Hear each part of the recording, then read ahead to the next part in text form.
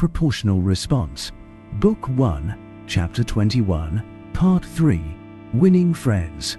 Goyap sat in the dirt and stared in disbelief at the humans who had just rescued him and his buddies. The woman who had climbed out of one of the power armor units and appeared to be in charge of the humans looked at the corner where they'd stashed the Major, following the captain's gesture. She then made some bobbing gesture with her head that hurt Goyap's spine just to watch, then turned to her soldiers and issued some orders. These Goyap could hear clearly as she detailed some of her men to hurry back to their fob and come back with a vehicle, to use the FOB radio to cut through the jamming and get these poor frogs a lift. She then told them what to bring back with them on that vehicle, and Goyap felt his spirits perk up at the words jugs and water. He watched as 4 of the suited humans turned and leapt off in the direction they'd come. About that moment, the captain stepped back down into their little hole and motioned for everyone to gather around. It seems that the group there were the last of the Altons in our sector of this dust bowl, so all remaining combatants in the area have orders to stand down. They were the ones slated to receive the supplies we were sent to destroy, and the Major didn't completely understand his briefing. We weren't after a supply depot, we were after an enemy supply drop, which landed well outside of where it had been intended. Someone snorted derisively and started to respond, presumably with the same thoughts that Goyap had about whether the Major actually misunderstood or chose to misunderstand. The captain shut the speaker down with a double-eyed glare. Several people glanced angrily over at the Major. The man had nearly led them into an ambush with a far superior and better armed force. Several single-eyed glares were also directed at the Major, who sat and fumed while staring back at them in defiance. The captain continued. It seems Fleet Command put out a request for all forces in this sector to keep an eye out for us and deliver orders for us to stand down and board the first available transport. The human lieutenant over there expects that the Altons will stop bothering with the comms jamming of this sector when they figure out their last force was destroyed. The force that the LT here has been hunting, by the way, but she also says that the orbital battles have intensified, and it may be tomorrow morning before they can get a shuttle down to us. That remark sparked a series of groans, and several men simply sat down in the dirt where they stood. Goyap looked back over at the suited humans and saw that none of them, except the female officer, had climbed out of their suits. Said officer then dropped down into their hole, and the captain motioned for her to speak. She favored them all with a broad smile. Don't fret, gentlemen. I am Lieutenant Vina, and my unit here is designated Vina's Rednecks. We fight hard, but we also know how to take care of our ally. I've got water, some shelter, food, and a few other things coming. My boys should be back in about half an hour. In the meantime, each of you grab something to put water in, and we will share what we have on it. Just pick one of my men and walk up to him, and he'll tell you what to do. So that is why they are staying in their suits, so that they can give us water more easily. The lieutenant's suggestion seemed to be quite popular and didn't have to be repeated. Goyap grabbed his own cup and walked wearily to the first armored suit. A small spout came out of the armor's side, and a gruff but personable voice told him to just put his cup under the spout. Clean, clear, beautiful water ran out of the spout and into his cup. Once he'd filled up, the water stopped, and the voice suggested he take a seat in the shade the suit created to drink. He did so as another man stepped up. It didn't take long before everyone sat in the shade of one human or the other, slowly sipping water or let some of it drip gingerly on dried skin. Each little cluster sat in companionable silence, via rhapsode trying to wet parched throats and tend cracked skin. Goipu thought he heard laughter from inside the nearby suit a couple of times and guessed that the humans were talking over their own comms. It seemed like less than half an hour before the vehicle arrived, some sort of ground effect hovering flatbed-like thing. It had been loaded with a prodigious amount of water, what looked to be some sort of collapsed tent, several crates, and a large metal contraption Goyap couldn't even begin to identify. The human woman started to speak when the truck rolled up, but the captain beat her to it. All right, you tadpoles. Enough loafing about in the shade of our rescuers. Sergeants, get teams together and get that water. and that tent unloaded. The lieutenant looked like she might contradict the captain for a moment, but she finally just inclined her head and started giving orders to her men about helping with the tent and unsuiting in rank order. Goyup tried not to groan as he began to stand up. The suited human held out a hand which he gratefully took and used to help himself up. Once he got to his feet, he stared at the unmoving metal hand in fascination. It might as well have been a statue for all it moved, despite the weight he put on it.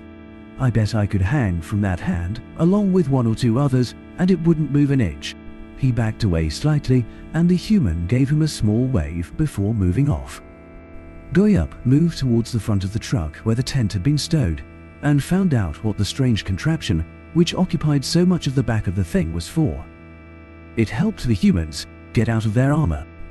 As he trudged towards the truck, Goyup kept one fascinated eye on the contraption. The humans had placed it on the ground, and one of them had backed into it.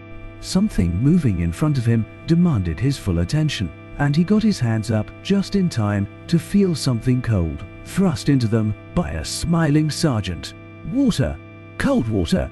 Goyup held the cool cup in his hands, then pressed it to one side of his face, then the other.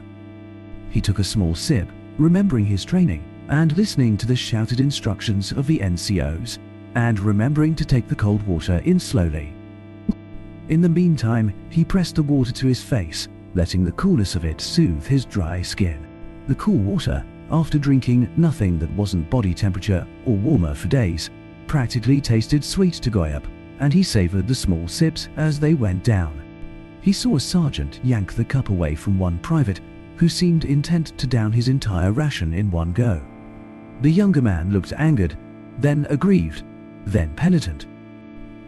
Several of the humans who hadn't gone to get out of their suits unloaded the tent, unrolled it, and grabbed some of the heavier poles to help set it up. Goyup took one more sip of his water, then set it down and moved over to help. It seemed to take no time at all to assemble a small camp, with the tent fitting neatly over the hole they'd dug for defense. Once the tent went up, the humans had another surprise for their allies: a humidifier. Goyup heard the unmistakable hissing sound and piled into the tent with the rest of his unit. He anticipated that he wouldn't be able to stay in the tent for long, with the sun beating down on it and the humidity raised. But when he got in, another surprise greeted him: cool air. Everything that had happened, all of the fear, pain, dehydration, dried out skin, and pain of the forced march seemed to fall away as the cool, moist air caressed him. He laughed, opened the gills in his sides, and raised his arms with his hands, and their webbing splayed wide. Several of his mates joined in, laughing and waving their hands for a few moments, while the humans looked on with smiles on their faces. A few even joined in, raising their hands, laughing, and dancing around. The moment passed, and everyone began to mingle, with lots of hand shaking and slapping of shoulders. More of the cold water got passed around, and more humans began to join them in the tent. Soon food came out, then booze.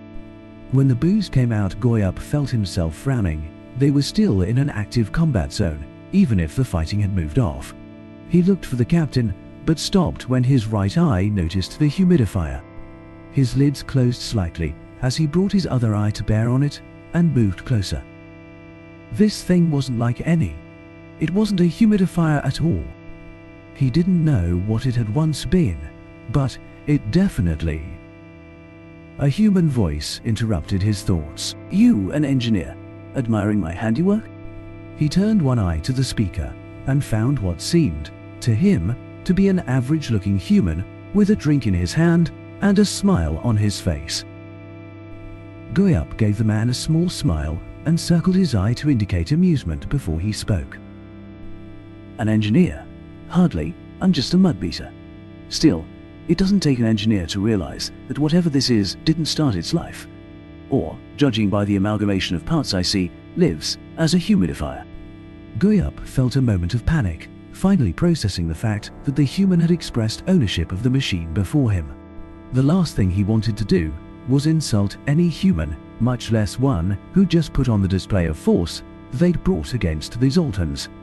The human laughed, however, and clapped him softly on the shoulder. I will take that as a compliment, friend. You are right. I had to pull a lot of things together to make it. I'll tell you something your kind probably doesn't know. Most humans aren't too fond of air as dry as this place. Oh, we can tolerate it well enough. Certainly a lot better than you folks, but we are not fans of it either. So, I rigged this thing up to give us a little moisture when we had rack time. The human turned to the unit, frowned, reached out, and fiddled with something. I never thought I'd be trying to get the air this damp, mind you, but she seems to be holding up well enough. I can walk you through how it works if you like.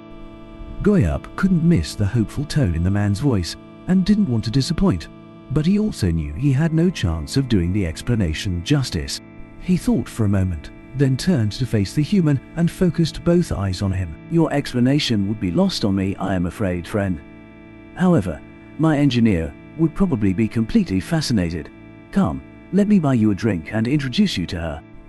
So the afternoon and evening went.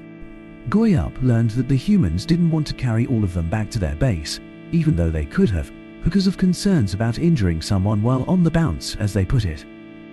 After a time, some music started to play, then dancing, then small clusters of mixed species sat around telling stories of home, battle, love won or lost, and jokes, which sometimes translated and sometimes required clarifications. As people began to curl up and sleep, Goyup surveyed the scene and sipped on some water. His thoughts ranged over the whirlwind of the day's events, and he felt himself blink his eyes in succession, deep in thought. He'd never thought very much about the humans. He was just a mud pounder after all. From now on, though he owed them his life, and the lives of his fellows, sure, and felt a profound sense of gratitude for that. This party, though, the way the humans had behaved and treated them after saving them. He'd heard of units being saved by other races, and even his fellow Arabso would have expected some form of expression of gratitude and maybe even try to get something out of them. These humans, though, He searched and searched in his mind for a way to complete the thought, but sleep claimed him before he found an answer.